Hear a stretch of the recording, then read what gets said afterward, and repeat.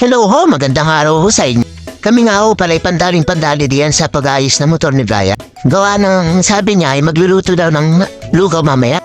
Yung simpleng luto lang pero quality. Noong isang araw pa dapat yan kaso syempre may kanya-kanya kaming gawa. May mga kanya-kanyang trabaho kaya hindi magawa.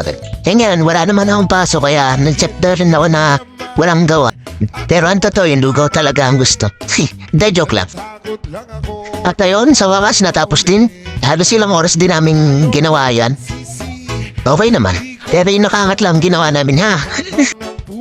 At ayun, dadako na tayo dito sa pagluluto ng lugaw. Ang inaabangan.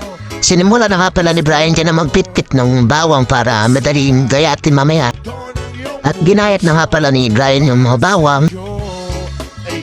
At saka sinunod na rin yung sibuyas, iniwahiwala ng papaganyan, at pinanggigilan.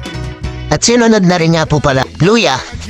At laking bagay din ho pagka may luya tas masarap pa. Medyo nabibigay din ng konting hangha at gamot pa sa ating mga pangangatawan. At ayun, dinagdagan pa ni Brian para mas masarap, para lasa-lasa yung luya sa ating lugaw. Wala naman akong masamang intensyon sa'yo. Nais ko lang naman ay konting atensyon. At syempre tumulong na rin ako sa bagay na lasones. Hindi ko rin naman kasi alam kung anong gagawin dyan, kung anong may tutulong ko kay Brian. Kasi baka mamaya may diskarte si Brian sa pagluluto, tapos si Pris, garaw-garaw ako masira ang diskarte, di ka? Kaya kumain na lang ako ng lasones. Ayan na nga pala yung bigas na lulutuin para sa lugaw. Nagsalang na si Brian ng mantika para sa pagigisa mamaya. At tinuna naman po dyan yung bawang. At hinalo-halo. Sinunod ang luya. At hinalo-halo ulit.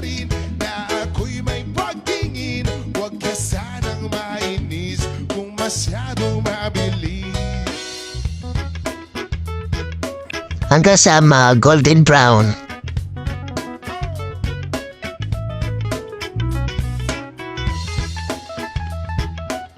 Saka sinunod yung sibuyas. At isang malupit ang halo ulit. Sa part ng paggigisa, yan ang paborito ko dahil na napakabango. Pwede nga huwag na lugaw, yan na lahat. Kinilagay na nga pala dyan yung bigas na binabad kanina sa tubig. Ay hinugasan lang pala, hindi pala binabad.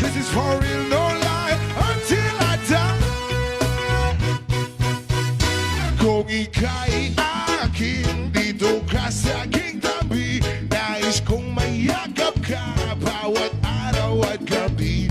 Aaminin ko na rin na ako'y may pagtingin. At ayun, katapos lang namin na pumain ng lugaw dyan, napakainit, napakanghang, alat na. Kaya ako'y pawis hindi yan. Kita mo kayong baba ko sa damit.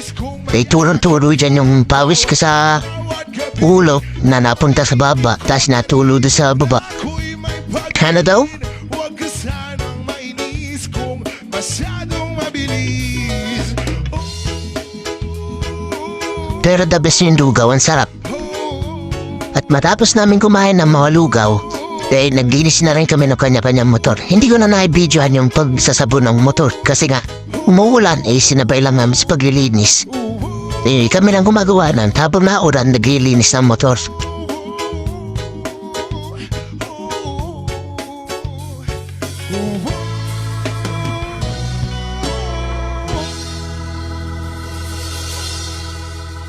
At ang gamit naming sabon sa paglilinis ng motor ay Prime Car Shampoo.